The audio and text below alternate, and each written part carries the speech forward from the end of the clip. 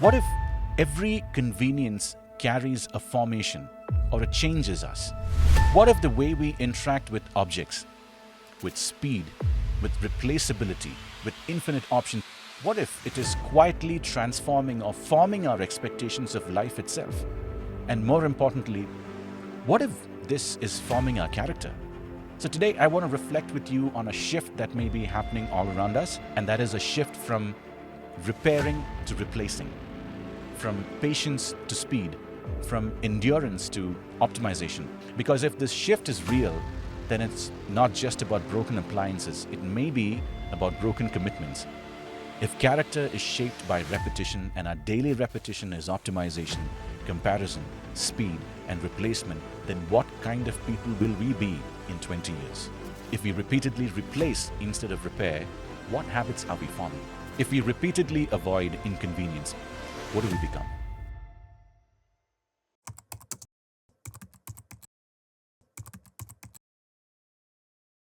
Welcome back to Let's Reason Together. I'm your host, Vishal Abraham. Here we explore some of life's most toughest and most challenging questions and issues. Here we question first, think deeply, and then we form our beliefs. Now, this episode is going to be a little different. I want to explore something that may sound simple at first, almost ordinary, but the more I thought about it, the more it began to feel unsettling. This is not about politics. This is not about theology directly. It's not even primarily about relationships. It's about something much more subtle, I would say. It's about how the world we live in is shaping who we are without us noticing. We often assume that technology is neutral, that convenience is harmless, that faster delivery, smoother systems, frictionless design, these are simply improvements. And in many ways they are. But here's the deeper question. What if every convenience carries a formation or it changes us? What if the way we interact with objects, with speed, with replaceability, with infinite options what if it is quietly transforming or forming our expectations of life itself? And more importantly, what if this is forming our character? So today I want to reflect with you on a shift that may be happening all around us, and that is a shift from repairing to replacing, from patience to speed, from endurance to optimization. And I don't want to rant. I don't want to exaggerate. I don't want to blame modern life. I want to reason together. Because if this shift is real, then it's not just about broken appliances. It may be about broken commitments. And that's worth thinking about. So let's begin. There was a time when things were repaired. Shoes were resold. Watches were opened up and serviced. Radios were fixed. Mixers were taken apart and stitched back into working condition. There were cobblers, technicians, tailors, mechanics, people whose entire livelihood depended on the assumption that broken things deserved a second life. Now, today, something breaks, and we instinctively do something else. We open an app, we search, we compare, we replace. And the best part is it arrives tomorrow, if not the same day. Now, recently, something small happened to me. An appliance stopped working. I briefly considered repair. Then I looked at the price of repair. And then I looked at the price of a new one. And then I noticed delivery would be the next day. And without much thought, I replaced it. And later I wondered, when did that become natural? Not just economically sensible, but emotionally natural. When did repair start to feel irrational? And that question stayed with me. And the more I thought about it, the more I realized, hey, this is not just about appliances. There may be something more to this. This may be about us. We live in what some sociologists call a throwaway society, calling a throwaway society. Products are designed for shorter life cycles. Phones aren't built to be easily opened. Batteries are sealed. Parts are proprietary. Repair is expensive. Replacement is efficient. There is even a global movement now called the right to repair.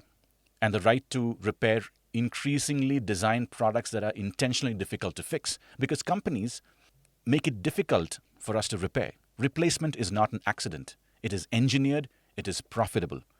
And we have adapted. Fast fashion, disposable electronics, upgrade culture, annual releases, better versions, improved models, new features. We have grown comfortable with the idea that things are temporary. But here is the shift that interests me. It's not just that products are disposable, it's that inconvenience itself has become intolerable. Groceries in 10 minutes, one click ordering, auto renew subscriptions. You have instant streaming, instant replies, instant refunds. We have built a civilization around frictionless experience. Convenience has become a virtue. But here is a question: is convenience neutral or is it shaping us? A sociologist named Hartmut Rosa speaks about social acceleration. Life is defined by increasing speed. The idea that modern technology speeds up, communication speeds up, production speeds up, response time shrinks. When everything accelerates, our expectations accelerate too. Waiting begins to feel like inefficiency. Delay feels like incompetence. Slowness feels like failure. And something subtle happens. Patience starts to feel unnatural. But patience is not an abstract virtue. It is a practiced one. You don't wake up patient. You become patient by waiting. And now, if your environment eliminates waiting, what happens to patience? This is not moral panic. This is behavioral formation. We are creatures of habit. Aristotle has written extensively on this. If our repeated experience is tap, you receive, swipe, and you get replaced, click, upgrade, then that pattern becomes internalized. If something doesn't function smoothly, we don't first think thought pattern of what are my options. That mindset is efficient in markets, but what happens when it migrates into our relationships? How do I repair this? Becomes a long forgotten question. Now, let's move carefully here. I'm not saying divorce exists because of Amazon. I'm not saying breakups happen because of Blinkit. Life is complex. Relationships are complex. Abuse exists. Toxicity exists. Sometimes ending a relationship in many ways is sometimes necessary and right. But here is a question I want to raise and where you can think through. Has the logic of consumer choice quietly entered our emotional lives? Think about dating apps. Profiles arranged like products, photos optimized, filters applied, compatibility percentages. Swipe left and swipe right, there's always another profile, always another possibility, always someone slightly better aligned, slightly more attractive, slightly more compatible. Psychologists call this the choice overload. When options are infinite, satisfaction decreases because now commitment feels like exclusion. To choose one person is to reject countless others. And when friction appears, and friction always appears in life, the mind asks, did I settle too soon? Is there something better? In a world of visible alternatives, endurance feels risky, and we begin to approach relationships with the same quiet assumption we use with products. If it stops working smoothly, replace it. Again, I'm not condemning anyone. I am simply diagnosing a pattern that is visible around our world. The famed sociologist Zygmunt Bauman describes modern life as liquid. Liquid relationships, liquid identities, liquid commitments. In liquid modernity, bonds, ties are easy to enter and easy to exist. Commitment becomes provisional. You stay as long as if it works for you. Now, this is sometimes what he called the pure relationship, sustained only while both parties feel fulfilled. Now, contrast that with older notions of covenant, where commitment precedes feeling. Now, I'm not romanticizing the past. The past had injustice. People stayed in harmful marriages. Women had fewer options. That is not what I'm advocating. But I am asking, have we lost something in the transition? Have we gained freedom but lost endurance and resilience? Because you know what? Repair requires something very specific.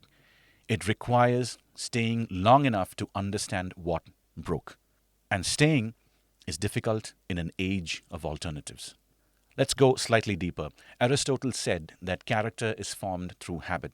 We become what we repeatedly do. If we repeatedly avoid inconvenience, what do we become? If we repeatedly replace instead of repair, what habits are we forming? Repair teaches you humility because you must admit something is imperfect. It teaches you patience because fixing takes time. It teaches you skill because understanding takes effort. It teaches you acceptance because repaired things carry marks. Replacement teaches something entirely different. It teaches you optimization. It teaches you efficiency. It teaches you a low tolerance for friction and constant comparison. Now, neither is inherently evil, but they produce different kinds of people. And here is the uncomfortable possibility. In eliminating inconvenience, we may be eliminating the training ground for virtue. Friction builds endurance. And we all know this. When we go to the gym, there is resistance training, and that is effort. Repair builds commitment. If our environment minimizes friction at every turn, where do we build those muscles? And another question, have we begun to confuse discomfort with dysfunction? All relationships have friction. All friendships have misunderstanding. All marriages have seasons of dryness. All communities have conflict. Repair culture assumes friction is part of the process. I'll repeat that. Repair culture assumes friction is part of the process. Replace culture assumes friction signals failure. That shift is very subtle, very nuanced, but very powerful. When something becomes difficult, instead of asking, how do we fix this, we ask, why am I still here? And sometimes leaving is wise, but sometimes leaving is just easier. Convenience trains us to prefer ease. And you know what the best part is? Character often grows in difficulty. It's the difficult moments, the tough seasons that actually define us. If we quickly go into the mode of escaping and convenience, what do we become? Now, there is another psychological layer to this. Abundance creates anxiety. When options are endless, commitment feels like narrowing, and narrowing feels like loss. So we delay decisions, we keep doors open, we hold back fully investing, we hedge emotionally. We don't want to miss something better. But in refusing to close doors, we never fully inhabit any room. Now, this is not only about romance, it is also about career. It is about friendships. It is about communities. It's about creative projects that you endeavor yourself in. Pursue. The replacement mindset keeps us hovering. Repair requires depth, and depth requires that you stay. Staying requires resisting the pull of alternatives. Now, that is extremely difficult in a hyper-connected, hyper-visible world. Let me say this clearly. This is not an argument against technology. It is not nostalgia. It is not anti-modern. It is an observation about formation. We are being constantly shaped by systems we did not consciously choose.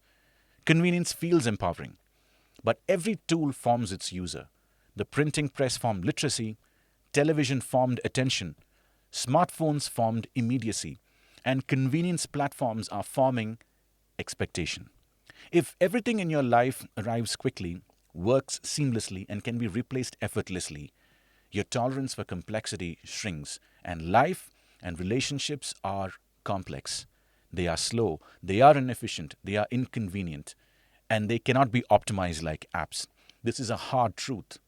We have forgotten what it is or what it means to wait. So, what would a repair ethic look like? Let me be clear, it is not blind endurance. It is not about tolerating abuse. It is not romanticizing sufferings, but it is a posture, a bent of the mind that says, you know what, before I replace, I will attempt to understand. Before I exit, I will attempt to repair. Before I upgrade, I will ask what is actually broken. Maybe it means repairing small things that physically again. It is about learning to fix. It is about resisting automatic replacement. It is about teaching children patience. Maybe it means resisting instant escalation in conflict. A slight pause before walking away. Seeing friction as information and not as failure. Repair culture is slower, but it produces depth. Replacement culture is faster, but it produces movement without roots. From repair to replace, it sounds like progress, and in many ways it is. Life is easier, access is broader, options are greater. But perhaps the deeper question is not what we have gained, it is what we are becoming. If character is shaped by repetition and our daily repetition is optimization, comparison, speed, and replacement, then what kind of people will we be in 20 years? Will we still know how to stay? Will we still know how to endure? Will we still know how to repair? Convenience has made life smoother, no doubt, but smooth surfaces do not grow deep roots. Maybe the future of relationships, of communities, of character itself depends on whether we recover the lost art of repairing. And here's the measuring line. We have an obligation to preserve and protect relationships and our lives. We are social beings. When we stay to fix, we invite depth. We become deeper and more powerful people. We build our character. We will see change happening in our lives. We become those who value covenant, relationships, and so on. And the best part is this: we are a broken people. We have issues. And think about this: God never replaced us. He never thought, I'm going to wipe this off, I'm going to create something new. No. He chose to stay and fix us. And that's what I'm inviting you into, to think about how the convenience culture may be rewriting and rewiring us. How it may be encouraging us to let go of things easily, because we see it. Divorce rates are high, breakups are higher, patience is at an all-time low. Everybody is on a fast track to achieve things. We want everything efficient, great, but life also throws you curveballs. It becomes hard. There are tough paths to walk, and sometimes there's no other answer other than to wait it out, other than to be patient. And this is what we need to think of in the coming days. Now, if you found this useful, if you feel that there are people who need to hear this, I would encourage you to share. And until we meet again, this is Vishal Abraham, always encouraging you to question, to think, and believe.